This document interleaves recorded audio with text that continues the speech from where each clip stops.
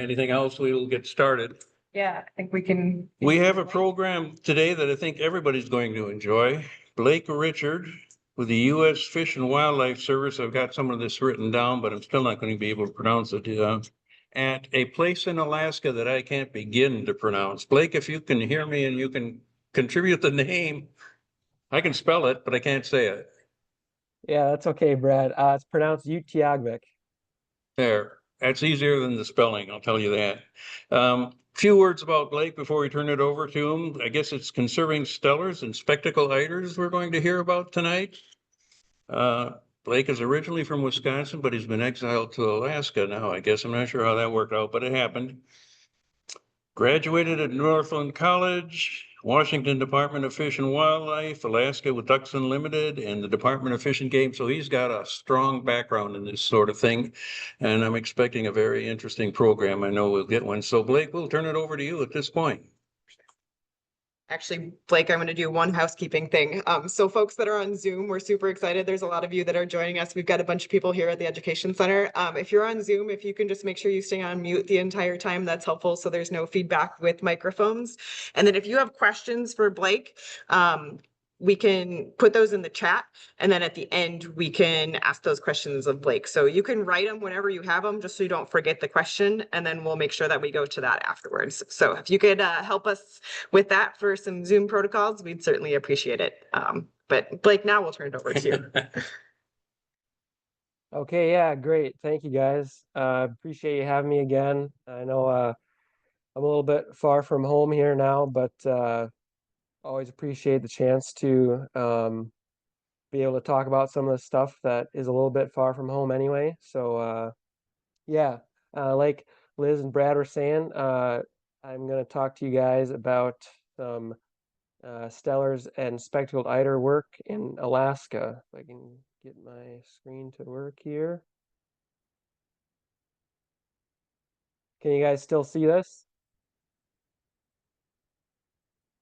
Alrighty, perfect. So yeah, I was part of a Fish and Wildlife Service Eider survey crew in Utqiagvik, Alaska, also known as Barrow, Alaska.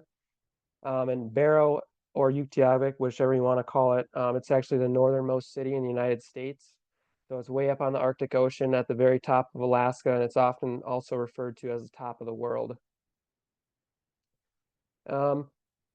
But before I get into it, I would like to just kind of talk about myself a little bit, kind of give you a background of where I'm from. So I grew up in Park Falls, and Park Falls is actually often referred to as the Ruffed Grouse Capital of the world. It's, I think, potentially changed its like motto since I've grown up there, but it's still always going to be known as the Ruffed Grouse Capital of the world to me.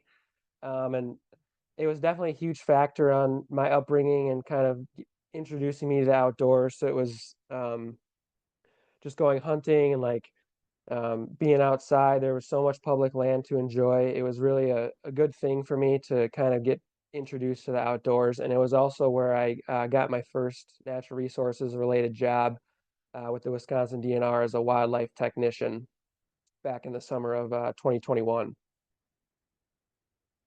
And then as Brad was saying, I did go to Northland College. I graduated in 2024 with a degree in natural resources with an emphasis on fisheries and wildlife and ecological restoration. And then I also played men's basketball and baseball there. And my last year, senior year, I was also a writing tutor. And that was really important for me to kind of get a better feel for important writing, because I think that's one of the most underutilized skills in the natural resources field. And it was also a good opportunity for me to kind of tell stories through photography and writing, and kind of combining the two to make more of a well-rounded story rather than using just one of the two skills. But currently, I'm actually out in Washington, so a different West Coast state, but I work for the Washington Department of Fish and Wildlife as a natural resource specialist. I've been out here for about 14 months now in Moses Lake, Washington, which is on the east side of the state. And primarily what I do is I help manage things called regulated access areas, where hunters and other recreators can go view these expanses of wetlands, and they're actually dry during the summer because we plant beneficial feed for waterfowl during the spring and summer months. And then once fall comes around and waterfowl season begins, we flood those areas and provide wetland habitat for ducks, and then also hunting opportunities for those hunters that want to hunt there. And the reason they're called regulated access areas is because you can only have 5 vehicles in these areas at one time. So there's not more than usually like a max of 10 hunters using these areas. So it decreases pressure on the birds a little bit, and then makes it better for them because you'd still have areas. It's kind of like a refuge, but it's not technically called a refuge because you'd still have areas where birds can kind of sit and loaf while there's still hunting going on. But yeah, so now I'll jump into a little bit more of the Eider work. But first things first, I'll show where Barrow is on the map. So it's way up here, Utqiagvik, up on the Arctic Ocean here. This is the Bering Sea over in the bottom left corner, and then Southeast Alaska, kind of right here with the Pacific Ocean there. And one of the unique things about Barrow is it's north of the Brooks Range, but it's further north than most of the other areas that are north of the Brooks Range. So you get all these wetland complexes with freshwater lakes and ponds and these rivers flowing into the ocean. So that's what makes it kind of a heaven for these ducks and geese and shorebirds and birds of prey that would like to nest there, because it essentially is kind of like the Horicon Marsh. It's just this expanse of wetlands and vegetation that's pretty much ideal for the nesting birds that like it up there. But if you can't tell from this satellite image, it is very flat. You can walk for quite a few miles, and it doesn't seem like anything really changes all that much. You get some topography just with the hummocks and stuff and the permafrost coming up and down, but it's really very flat, and there's a few tidal sloughs and things like that, but it's flat. And once you get to the ocean, it drops off pretty fast into the ocean, and you actually get a lot of wave erosion on the actual ocean bank, and that kind of washes away certain areas. But yeah, you can kind of see here in this photo, there's some tundra hummocks and stuff, which is kind of important too, because birds can nest in between there. They can pick a spot in between like two hummocks and kind of nestle down in there to try and be out of view of the predators that they most likely encounter. But before me and my crew got to see this firsthand and walk about, we had to do our training. My slide is not working here. Hang on.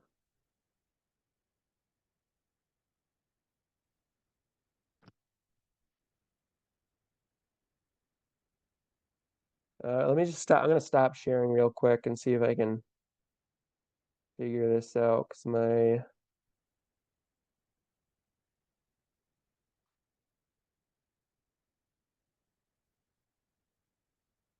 okay, here we go.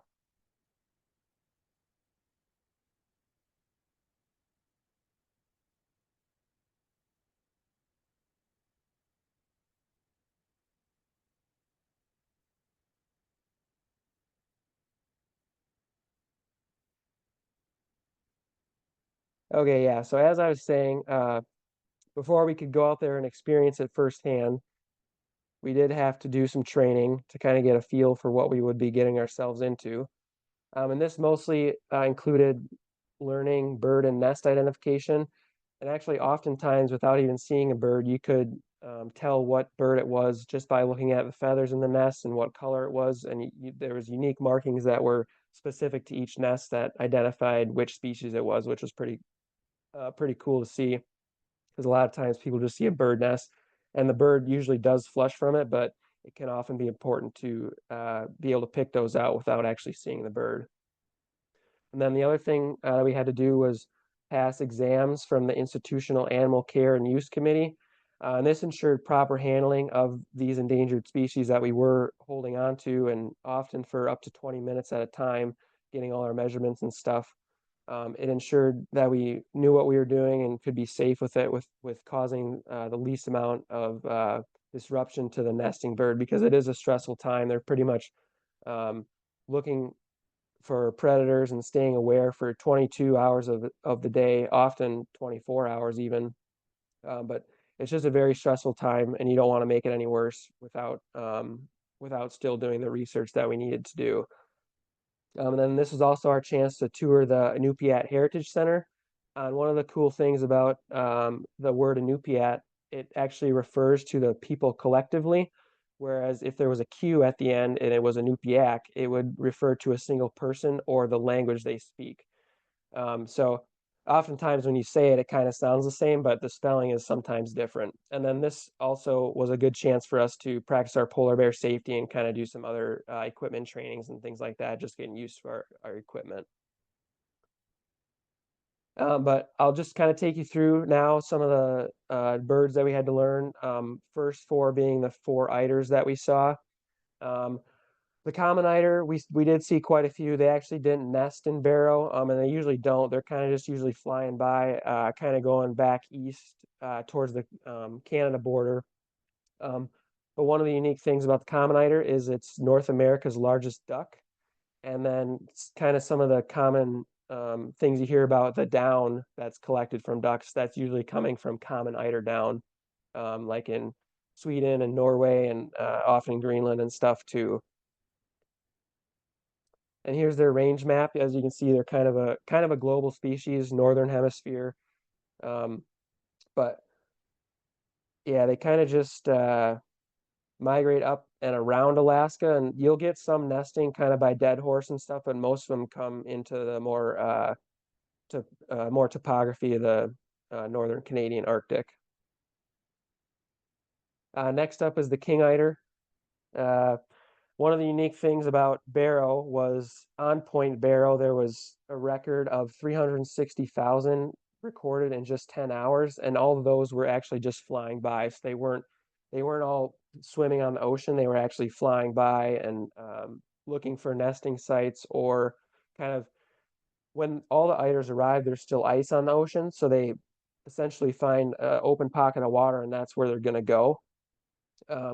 And then another cool thing about the king eider was one of the oil spills that happened in Alaska, the MV citrus oil spill.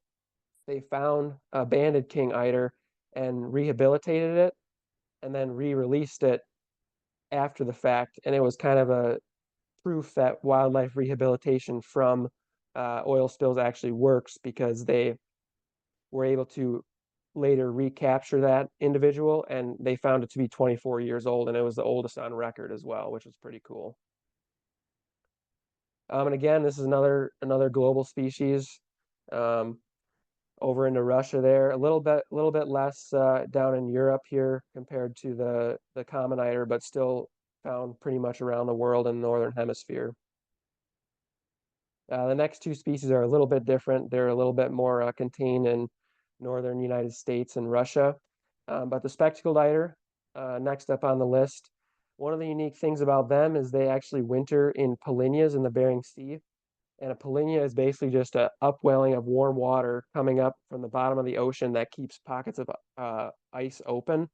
So you'll have Arctic ice all the way across the Arctic Ocean, basically, and you'll have just an open spot. Say it's 1 square mile, pretty much. They can vary in size, but you'll get thousands of spectacled eiders just piled in on one polynya. Then they were actually listed as threatened in 1993, which was before the Steller's eider. And here's an example of their range. And then as you can see, this is their wintering range. So they find anywhere there's open water kind of here. You know, it ranges a little bit more differently depending on how far down the pack ice comes. So if the ice comes down to like this point, they might be in here a little more. But if it only comes down to like the edge of the Bering Strait here, they might be a little more north for that winter. And this is I'll explain the polynya a little more here. It's very cool how it works. You'll get this area over here is called the Aleutian Basin, because the Aleutian Islands come over here. This is the Aleutian Trench down here. And then up top here where the water is shallower is the Bering Shelf. So you'll get the big ocean gyres of the Pacific Ocean in the northern hemisphere. They push water up through the Aleutian Islands and into the Bering Sea. And once it hits this Bering Shelf here, that's where you get that upwelling, and that's where the warm water creates the polynyas for the spectacled eiders to winter.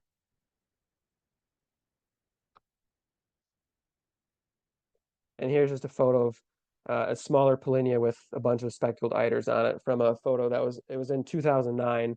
And of course, the pack ice is receding more and more each year on average, but you'll still get these polynyas because they come down far enough to reach that Bering Shelf. So you'll still get these upwellings where the spectacled eiders can winter and find open water and food. And last and certainly not least is the Steller's eider. And it's not only unique taxonomically, but also in size. It's pretty small compared to the larger king and common eiders. And as I was saying, it was listed as threatened in 1997 due to shrinking breeding size range. Historically, there had been records of the Steller's eider nesting on the YK Delta, which is like southwestern Alaska, where the Yukon River comes into the Bering Sea. It's kind of another wetland complex that's very well known for shorebird and waterfowl nesting and stuff. But they had been seen there, not very many, but they had been seen there. And once they were extirpated from there, the only known area for them to breed now in the United States is in Barrow. And then the Inupiaq name translates to the bird who sat in fire, and this is due to the gradient of color on their breast. It looks essentially like they sat in a fire and got burned by the flames. They're really a cool looking bird. And here's their range. So they have a little bit different wintering style. They actually go pretty much on the Alaska Peninsula and Aleutian Islands here. There's a few lagoons that are very well known for where they winter, and then yeah, just one little spot up here in northern Alaska where they breed in the United States, and then there's a few other areas over in Russia. But some of the other birds that we learned about while we were training were the red-throated loon, and probably the most common duck we saw was the long-tailed duck. Another important species I'll get into later was the Pomeranian jaeger. And then the most common goose species that we saw up there was the greater white-fronted goose. And then there was quite a few Arctic terns as well.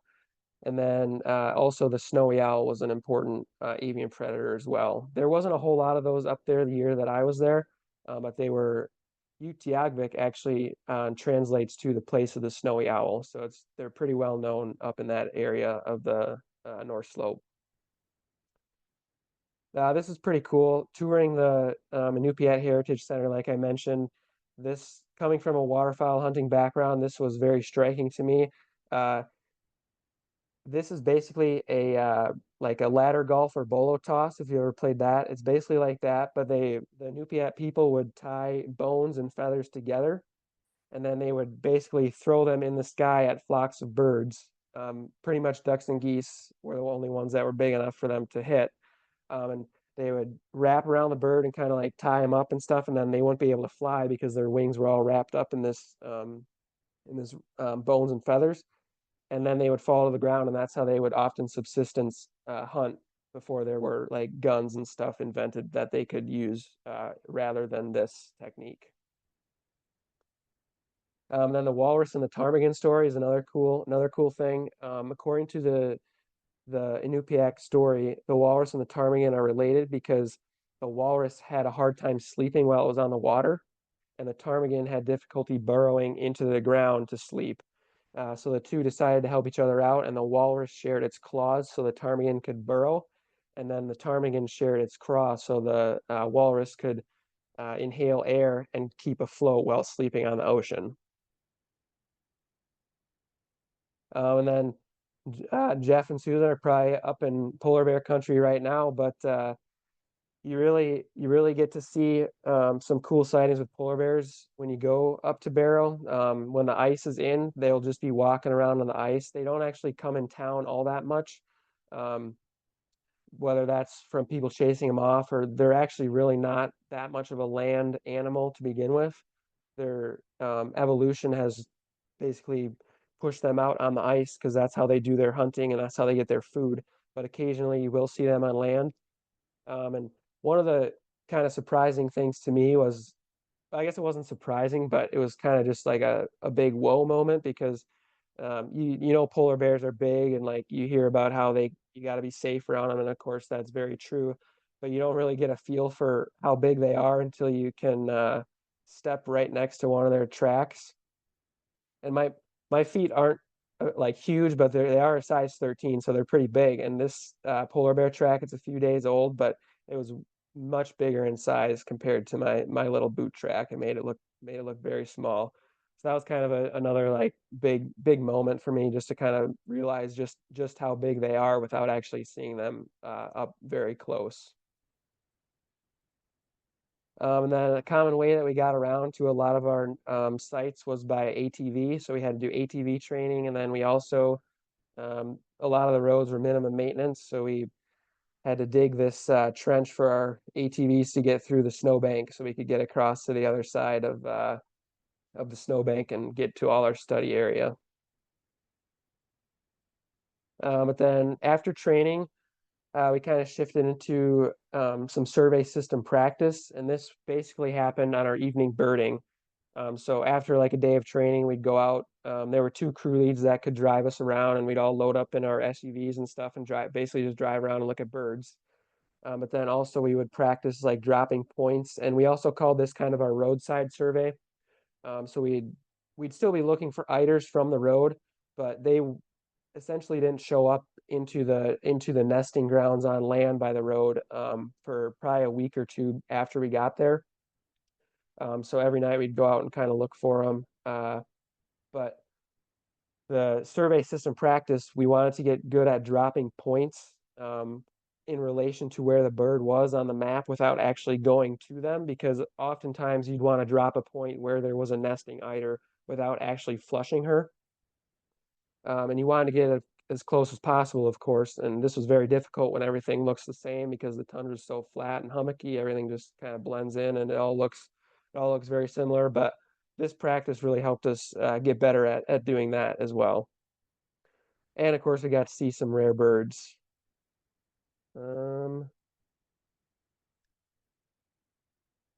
Having some slide trouble again here. Hang on, bear with me.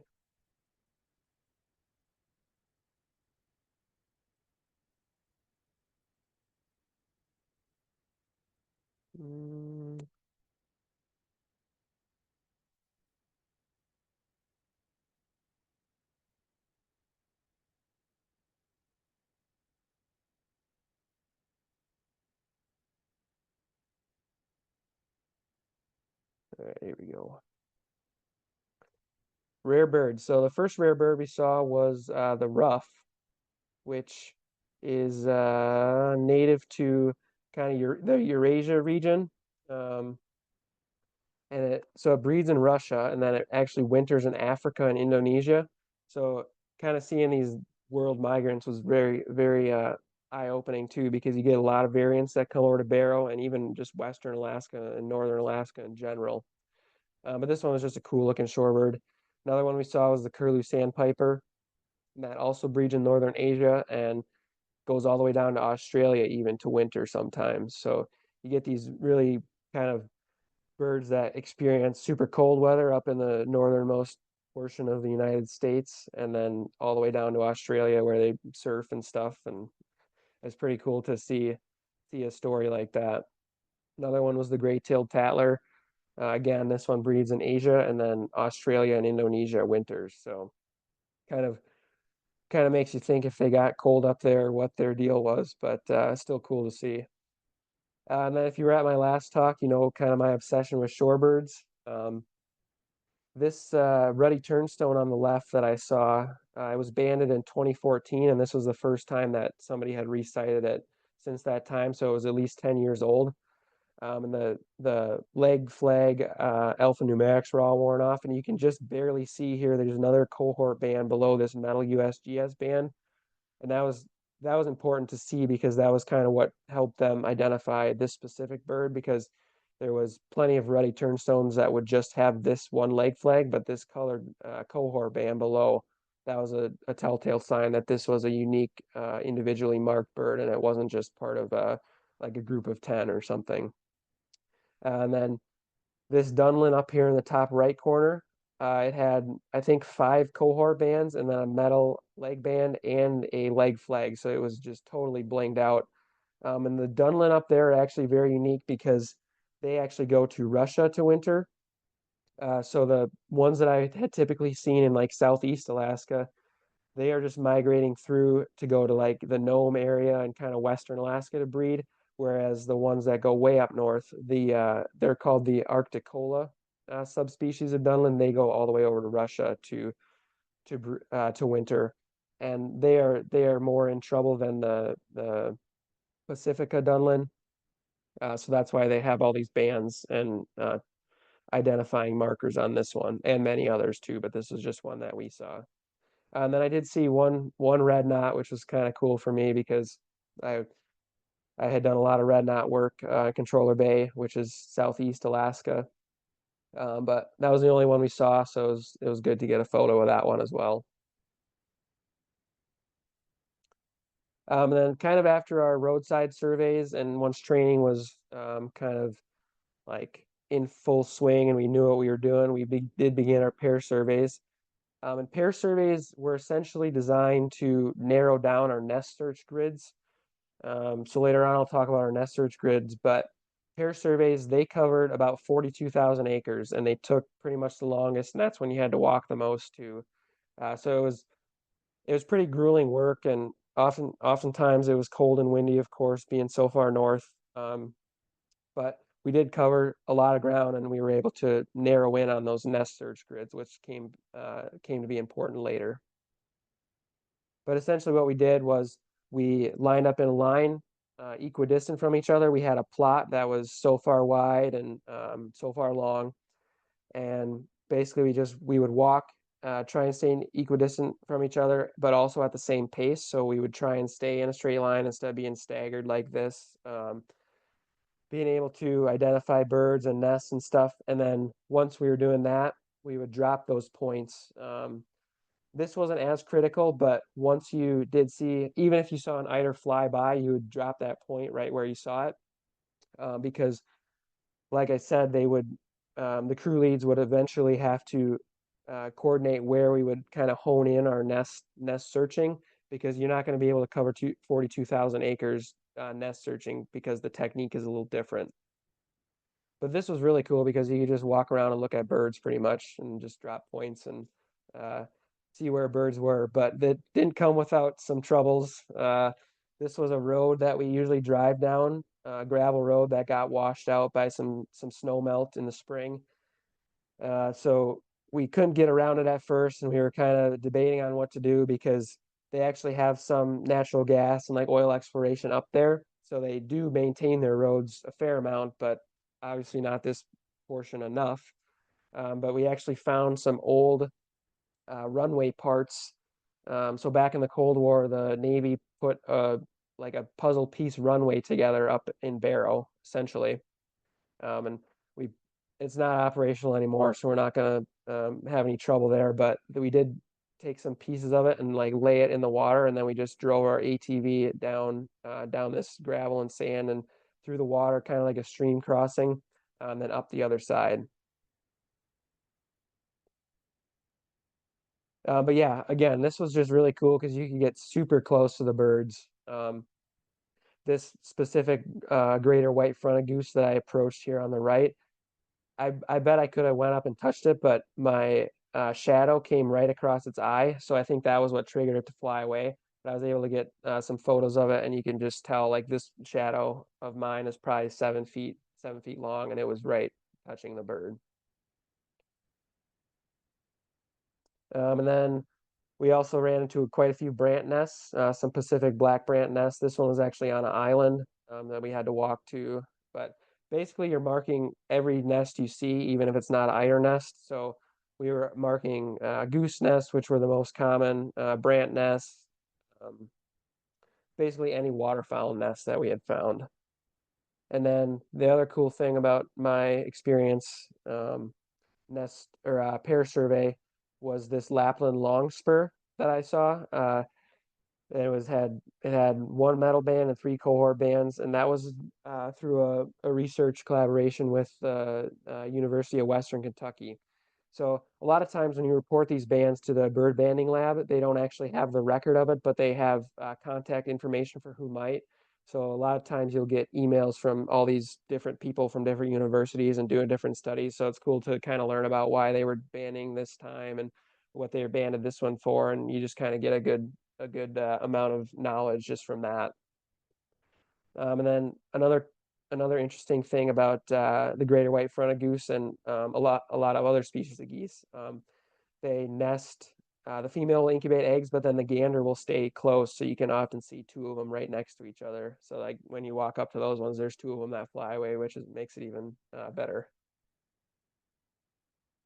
But then after that began our nest searching, and this was the most important for what we needed to do. But essentially, after our 42,000 square acre pair survey, we would sit down. The crew leaders would sit down and kind of identify hot spots for where there is the most potential to be a Jaeger or a Eider nest. And then once we found these, we would do our nest search, and then we'd actually flush the hen from the nest and pick the eggs up and kind of float them and age them so we could get a better idea for when to band. And then this was also the time we would set up cameras on a few nests as well. But this might sound a little bit more easy than the pair survey, but it was actually a little bit more difficult because you were I think you were 15 feet apart, I want to say, so 5 meters from your partner. And we were essentially walking side by side because even if you didn't see an eider, the chances of her flushing when you were side by side 5 meters apart were very good. So that's why we chose that distance, because even if you didn't see her, you'd still notice her fly away and you could still find her nest. But here's just an image of a spectacled eider. She's in here, but again, it's very hard to see. And if you're not right on top of her, you could just walk right by her. And sometimes they hold so tight you could walk up there and touch them.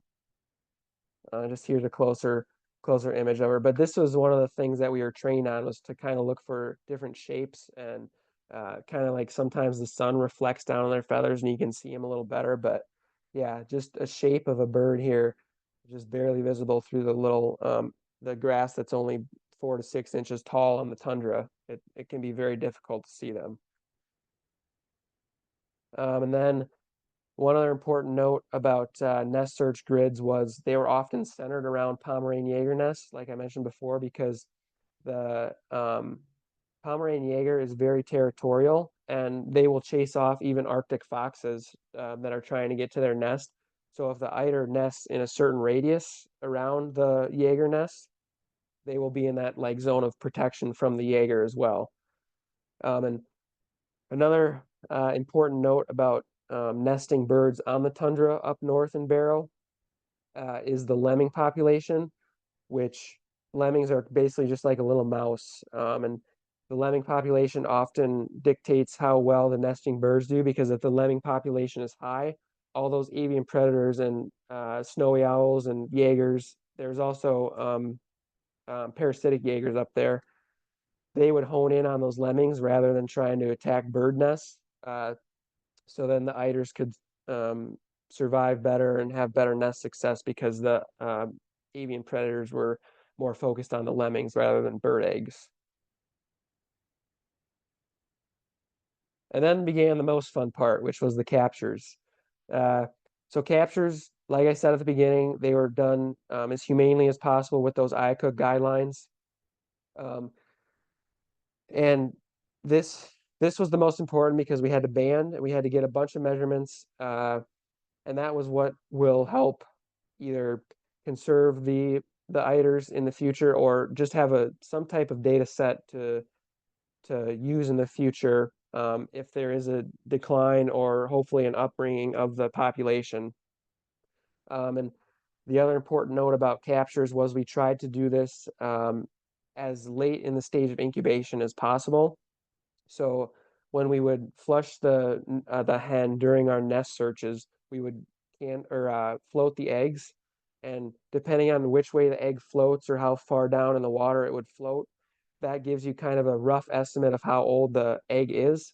And roughly, the eiders would incubate for about 30 days, sometimes a little less, sometimes a little more, but that was kind of our estimate was 30 days. So if you had an egg that was floated and it went to be on like say 10 to 12 days old, you'd want to plan your capture for maybe like 15 days later. So then it would be 27 days old, and that hen would be least likely to abandon because she is so far along, she's less likely to give up. But captures, the first part of captures obviously is to locate the bird, see where she is. Here, this is a king eider that we had located for a capture. And as you can see, this one's a little bit easier to see because of that shimmer from the sun. But if you were coming from a different way or different angle looking down the sun, if it was cloudy or something, it would be still very hard to see, but this one was actually quite easy. And then the other important thing with captures was we would do the best we could to locate which way the hen was facing. And we did this to ensure that if she did take off before we could put our net down, they would take off into the net, because most of the time they take off whatever way their head is facing. So if we're coming from this way and she takes off, we can still plop the net down on her and still complete that capture, even though she got off the nest before we put the net down. So we use mist nets to capture the hens. And if you look closely at this one, this was a spectacled eider that we banded, and she's still sitting on the nest. These are my two co-workers pulling the net over top of her. And the idea with the mist net was it's so fine a material that she can't really see it. So you can just walk right over top of her and set the net down. And then once the net gets set down, each person on each end would pick a side. You want to go on opposite sides of the net. You go on opposite sides of the net, and you'd kind of just walk until she did flush. Then you'd run up there as quick as you could and make sure she didn't get out. And this was tricky too, because oftentimes you could just go right up there. Otherwise, she would get real tangled and stuff, and you don't want her to get tangled. That's just bad for timing, and it's harder on the duck as well. But it did happen. That's kind of just the way it goes, because obviously she's trying to get away from these predators that she doesn't know. She doesn't know what they're doing, and but once you did get a hold of her, yeah, like I said, you'd untangle her. Then we would put these fake wooden eggs in her nest, and that was just to ensure that if there was a avian predator that did fly by and see eggs, if they did swoop down and get those, they would just be fakes. And we would put the real eggs in a plastic egg carton, essentially, just to keep them safe. And this was also a time we'd float them again to get an age for how old they were and kind of see if our estimate was good from the last time we visited the nest. Disentangling them often took up to over 10 minutes, so it was very tedious work, and you'd be trying not to like choke them and get their feather and wing around the net in one way, and then it'd be going the other way, and they'd still be flapping around, and it was often very challenging. And then the first thing you want to do after you get her out of the net is to band her in case she does get away. We still have that band and that data on that bird. Even if we don't have all the measurements that we want to take, it's still important to have that that banding data on the bird. So that was the very first step that you wanted to do after we caught her. Then some of the other measurements that we would take was mass. So we had like this like a cylinder. It was actually an oat. It used to have oats in it, but we ate all the oats. So we'd have a cylinder, and we'd tuck the bird's head under her wing, stick her in there face down, and get a weight on her. That would be mass in grams. And then we would get a Coleman measurement in millimeters, which is kind of where the beak of the bird starts to the very tip of it. And then the head length as well. This is the head length on the right, from the tip of the bill to the back of the head. And the back of the head is similar to what we have. There's kind of like a little notch in there that you can kind of feel if you stick your hand on the back of your head. But the next thing would be total tarsus and diagonal tarsus, and this one is pretty tricky.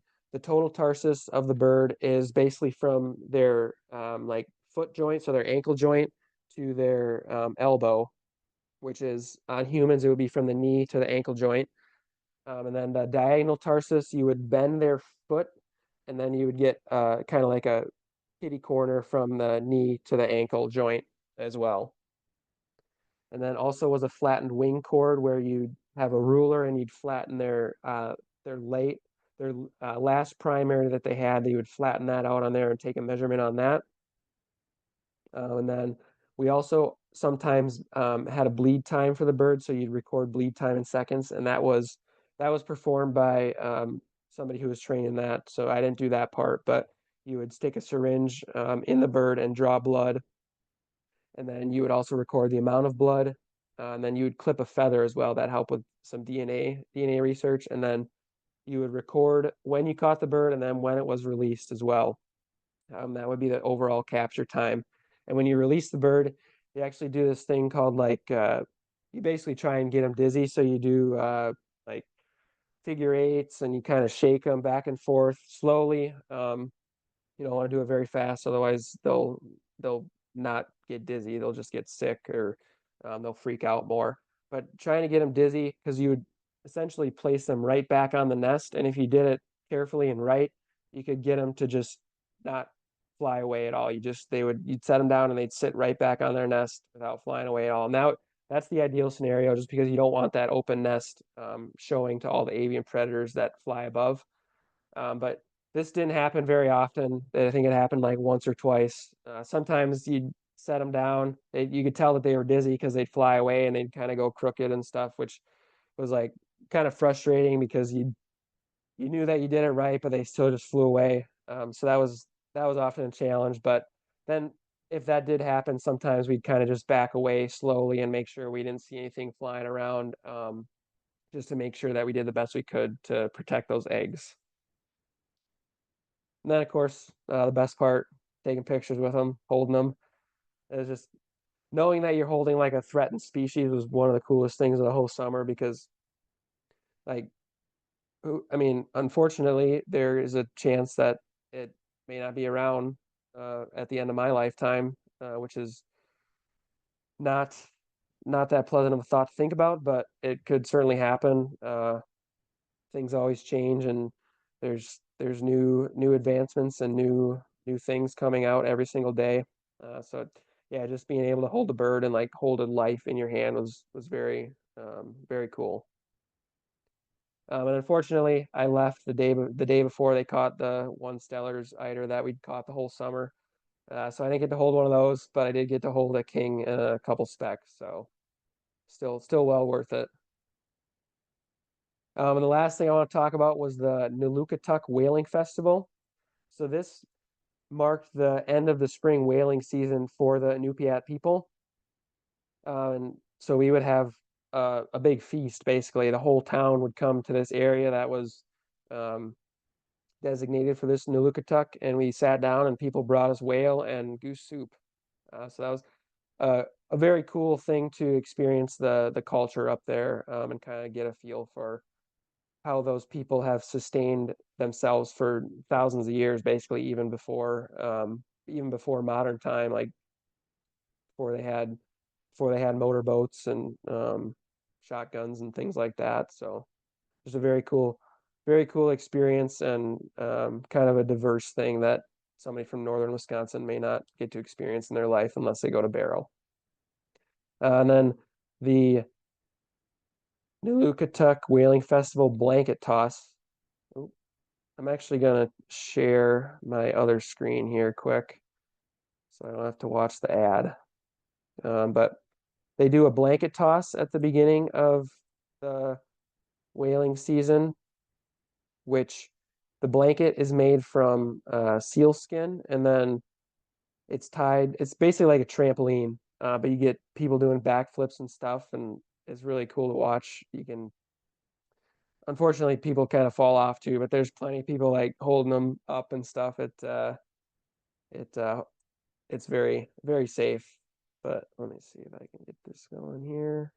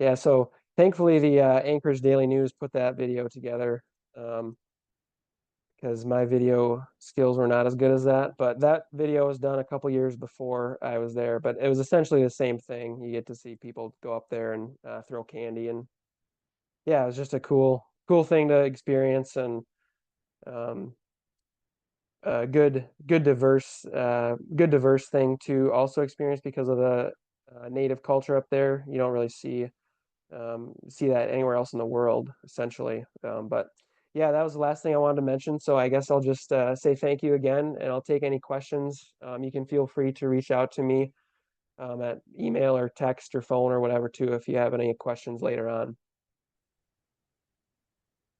Questions? I want to know if the loon up there sounds like the loon in northern Wisconsin. Great question.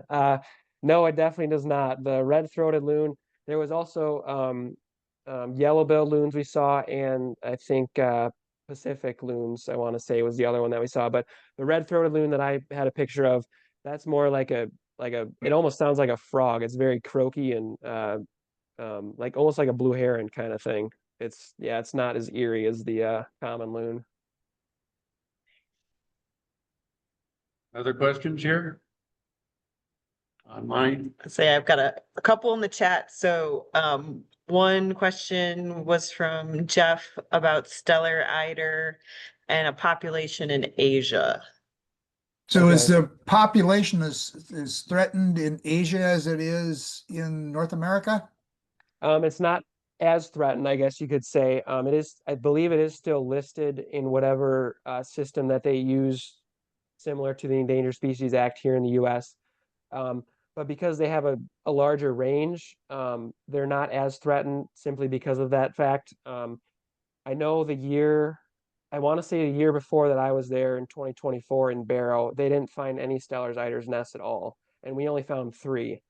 So the if the population over in Russia was that small, like the Steller's Eiders would be gone. There would be no Steller's Eiders left. So because of that sheer size of how far they can breed across northern Siberia and stuff, they're not as threatened as they are in the US here. Yeah. Thanks. Another technical question.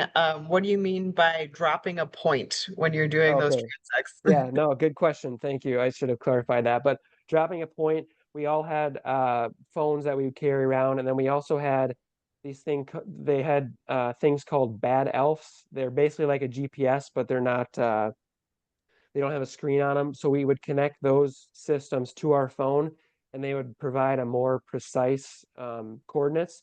So basically dropping a point would be holding your finger down on your phone and as close as you can, guessing where that bird was, and then you would just mark the coordinates. And when that point was on there, we would have to go back, and at night we would load all our phone's data onto a bigger system, like on the computer. And then once all that system was backed up, we would get all the points that everybody dropped throughout the day on our phone too, so we could see the whole system on our phone and computer. But yeah, dropping a point is basically just holding your finger down on your phone where you think that bird was, or other things of interest, and then just marking it on the map, that the mapping system that we used. Perfect. Another question here in the chat. Did you ever see a predator swoop down after the wooden eggs while you were banding or testing? Oh yeah, another good question. No, I did not. Unfortunately, we did have one Jaeger come down and swoop right after we put the real eggs back in the nest. So they got one, but we were able to scare it off before it got the rest. But no predators came to swoop down on the wooden eggs. There was one that came down and swooped on a red phalarope while we were doing our pair survey, but no, thankfully not. Thankfully not the wooden eggs, and only one casualty with the real eggs. All right, biggest question of the night. Did you participate in the blanket jump? I was hoping somebody was going to ask that. No, I did. I did not. We did go, but only got some candy. I didn't do the blanket toss. So What were those people throwing? It looked like confetti when they were yeah, bouncing. that was just bags of candy they were tossing, and half the time, like that you saw in the video, somebody would throw and the bag would just burst open, and half the time it would land back on the trampoline, so people would have to throw it off again. And yeah, it was pretty chaotic. But no, the nalukataq blanket toss, I don't think I'm not sure, but I think most of the time that's just the natives that do that, because it's actually the whaling crew. They get to do the blanket toss first, so the captain is the first one on there of the crew who did this nalukataq. And oftentimes they would have multiple throughout the year because they'd kill one or two whales for the whaling season. But yeah, that was usually just the natives that would do that. We just got the candy that they would throw. Nice. Another question in the chat. What ultimately happens to your data, and does the studying continue multiple years, or is it still ongoing? It is still ongoing. Began in the late 90s, I believe. But yeah, the data just goes to the greater Stellar's Eider project database. And then essentially that can be pulled from if there is somebody that has a desire to do a study on them or do a different study, just pulling the data. But yeah, that's a good question. It's basically just stored for times of question when you could use it for something, or if somebody has a research question that they want to answer with data, or kind of add on to that data set as well. All right, that is all the questions from the chat. Any more Last call for in the here. room here? We have one. Were the Arctic nesting in the same area that you were working in? Were you able to hear that one? Yeah, could you repeat it, please? I got bits and pieces of it, but not the whole thing. She wondered if the Arctic terns were nesting in the same area where you were working. I think I got that right. Yes, okay. Yeah, we did see a few tern nests. There was actually one that nested right on the shoulder of the road, so we drive by it pretty much every day.